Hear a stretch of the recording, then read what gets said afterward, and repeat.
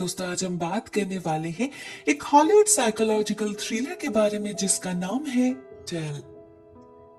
ये कहानी स्टार्ट होती है एक कपल टेलर एंड जेनी के साथ।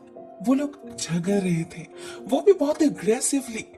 एक्चुअली जेनी बहुत देर से टेलर के घर में उसका इंतजार कर रही थी, मगर ना वो लौट रहा था ना फोन रिसीव कर रहा था। तो जाहिर से जेनी नाराज हो जाती है। फाइनली जब वो लौटता है चिल्लाने लगती है उस पर। ये तो जैसे उसका हैबिट बन चुका है, कोई एक्सप्लेनेशन नहीं देता, मनमानी करने लगा है। जेनी को ये सब बिल्कुल भी पसंद नहीं। वो टेलर से पूछती है वो कहाँ गया था, किसके साथ था, मगर इस बार भी टेलर कोई जवाब नहीं देता। उल्टा उसी पर चिल्लाने लगता है। उसे ये सब जानने की क्या जरूरत, वो इतना सवाल क्यों करती है। उनके बीच हर रोज यही होता रहता है।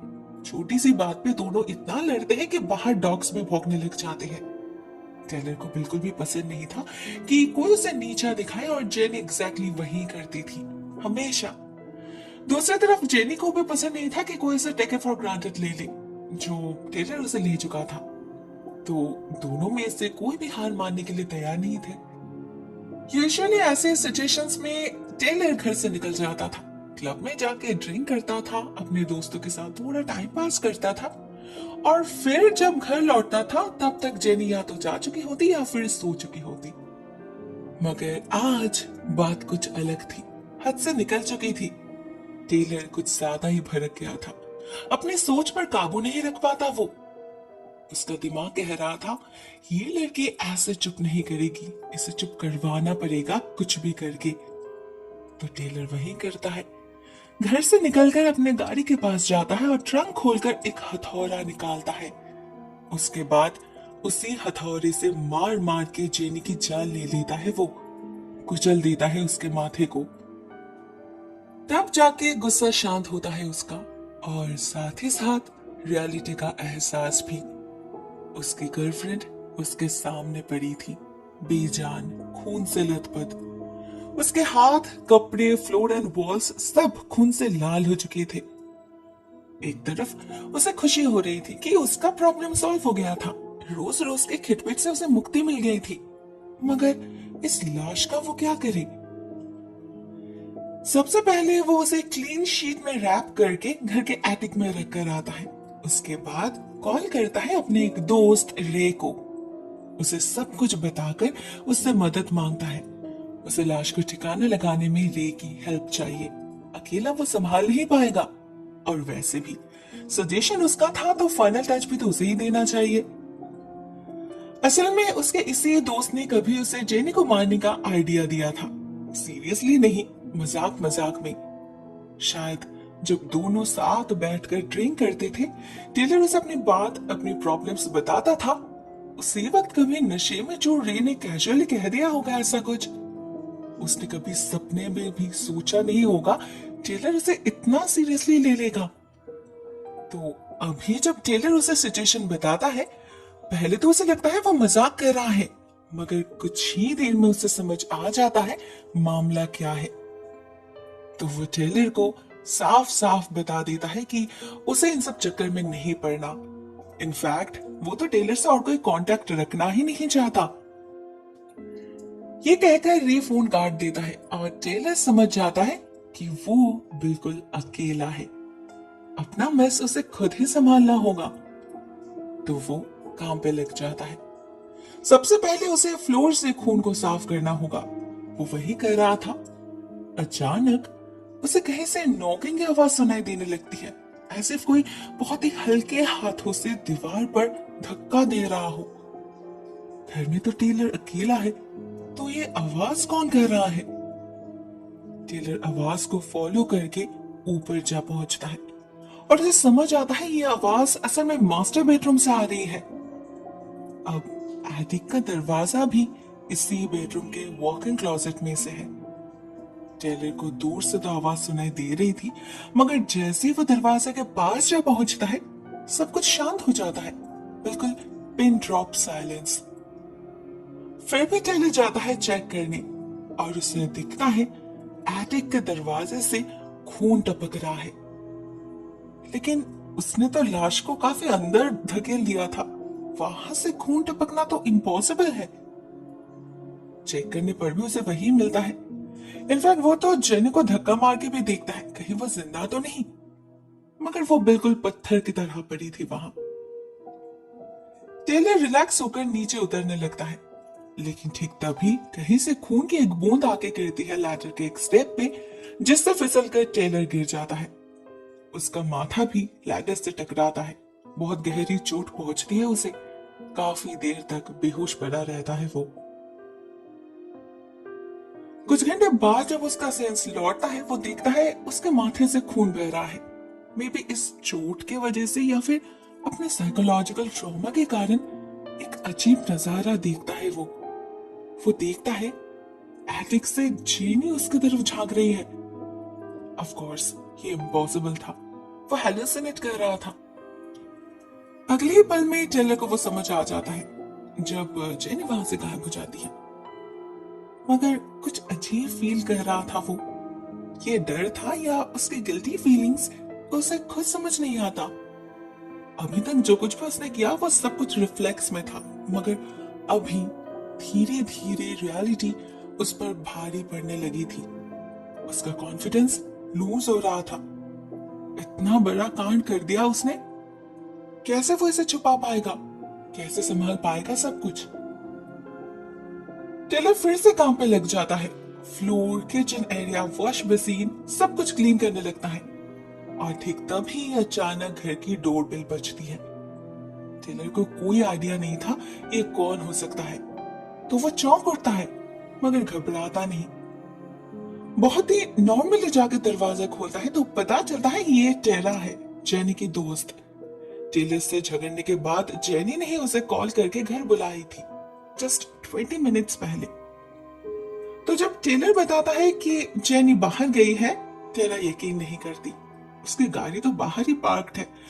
तो कंफर्म करने के लिए वो जेनी के फोन पर कॉल करती है, जो रिंग होता है घर के अंदर। जेनी अपना फोन, कार्ड्स, वॉलेट सब कुछ यहाँ पर रखकर चली गई। ये कैसे पॉसिबल है? टेलर बताता है उनका झगड़ा हुआ था तो जेनी गुस्से में घर से निकल गई, कुछ लिए बिना ही। इसमें वो क्या कर सकता है? अब इसमें भी इस लड़की को कमेंट करना था। वो बहुत ही ब्लेटेंटली टेलर को क्रिटिसाइज करने लगती है। कहती है वो जेनी को डिजर्व नहीं करता, छोड़ के नहीं देता उसे। उसके टोन से टेलर का माथा फिर से गर्म होने लगता है। वो बार बार उससे कहता है कि ये उनका पर्सनल मैटर है, उसे इंटरफेयर करना नहीं चाहिए। फिर भी ये लड़की चुप नहीं करती। टेलर का तो मन हो रहा था कि इसे भी मार डाले। उसने चाकू भी उठा लिया था, मगर अहम वक्त पर वो संभाल जाती है और अपने घर की तरफ रवाना हो जाती है। टेलर भी चैन की सांस लेता है और एक खून करना नहीं पड़ा उसे। वो जाता है कचरा फेंकने बेसमेंट में। तभी उसकी नजर पड़ती है एक सॉ की तरफ, जिसे देखते ही उसके दिमाग में एक बहुत ही क्रूएल आइडिया आता है। क्यों ना वो जेनी के लाश को काट के टुकड़ों में डिवाइड कर ले, इससे उसे डिस्पोज करना आसान हो जाएगा। वो उसी वक्त लाश को एटिक से उतारकर बाथरूम में ले जाकर बाथ टब में डाल देता है। लेकिन एक इंसान को काटना कोई छोटी बात तो नहीं। टेंशन में टेलर के हाथ कांपने लग जाते हैं। जेनी की आंखें तब भी खुली थी। ऐसा लग रहा था जैसे वो अपनी बड़ी बड़ी आंखों से टेलर को ही देख रही है। टेलर उन्हें बंद कर देता है और हिम्मत जुटाकर फिर से काम पे लग जाता है। वो फर्स्ट स्टेप करने ही वाला था कि अचानक उसे पीछे से एक आवाज आती है, ऐसे किसी ने कर्टेन्स हटाए हो। At the same time jenny की आंखें भी फिर से खुल चुकी थी और इस बार उसकी नजर थी उन कर्टेन्स की तरफ। टेलर जैसे ही उन कर्टेन्स को छूता है, कोई अंदर से उसे धक्का दे देता है और टेलर जाके गिरता है कमरे की दूसरी तरफ। उसके टकरार से बाथरूम का स्विच ऑफ हो जाता है और पूरे कमरे में अंधेरा छाने लगता है। टेलर को कुछ भी क्लियरली दिखाई नहीं देता, मगर जब फिर से कार्टन की आवाज होती है, उसका सिक्स्थ सेंस अलर्ट हो जाता है और उसी अंधेरे में उसे दिखते हैं किसी के पैर, जो धीरे धीरे बाथटब से निकलकर उसी की तरफ बढ़ रहे थे। अब ये देखकर किसी की भी हालत खराब हो जाती। टेलर की भी होती है। हाथ पैर ठंड पड़ जाते हैं उसके और वो भागता है घर से बाहर। लेकिन वहां रिलैक्स होने की जगह वो और ज्यादा टेंशन में पड़ जाता है, क्योंकि उसे सामने दिखती है पुलिस की गाड़ी। वो झट से घर के अंदर आ जाता है और खुद को प्रिपेयर करने लगता है। सबसे पहले तो वो ऊपर के सारे लाइट्स ऑफ कर देता है और फिर खुद को चेक करता है बारीकी से, कहीं खून का कोई छींटा न लगा हो। शर्ट तो उसने पहले ही चेंज कर लिया था। फिर भी ऐसे में डोरबेल बजती है और टेलर दरवाजा खोलता है। पता चलता है उनके झगड़े की आवाज से उनके नेबर ने कंप्लेन किया था। उन्होंने ये भी पॉइंट आउट किया था कि ये नॉर्मल स्क्रीमिंग से कुछ अलग था। अब वो क्या था वो तो टेलर को बहुत अच्छे से पता है। तो जब ऑफिसर घर को सर्च करने की बात करती है, टेलर नर्वस हो जाता है और गलती से उसके मुंह से निकल जाता है कि हाँ, मेरी गर्लफ्रेंड से लड़ाई हो रही थी लेकिन मैंने उसे हाथ भी नहीं लगाया। इस बात पे ऑफिसर को शक होता है। उसने तो अभी तक कोई अक्यूज किया ही नहीं, ये बंदा ये सब क्यों बोल रहा है। टेलर का बर्ताव भी उसे कुछ ठीक नहीं लग रहा था। वो कुछ ज्यादा ही अग्रेसिव हो रहा था। तो ये ऑफिसर अलर्ट हो जाती है और बैकअप के लिए कॉल करती है। उसे ऊपर भी जाना था। पहले तो टेलर उसके साथ जाने की जिद करता है, मगर ऑफिसर नहीं मानती। वो खुद जाती है और हर कमरे को माइन्यूटली चेक करती है। जो मास्टर बेडरूम था वहां भी वो देखती है, मगर बाथरूम में अंधेरा होने के कारण उसे लाश दिखाई नहीं देती और अंदर जाके चेक करने के बाद में वो सोचती भी नहीं।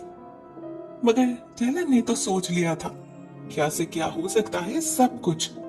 बहुत टेंशन हो रहा था उसे। अगर ऑफिसर को लाश मिल गई तो, अगर वो पकड़ा गया तो। वो जेल जाना नहीं चाहता था, भले उसके लिए उसे एक और खून क्यों न करना पड़े।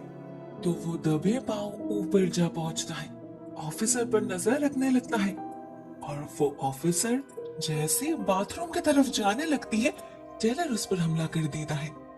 चाकू घुसा देता है उसके गले में, जान से मार डालता है उसे। ये रियलाइज किए बिना ही कि वो फालतू में ये सब कर रहा है।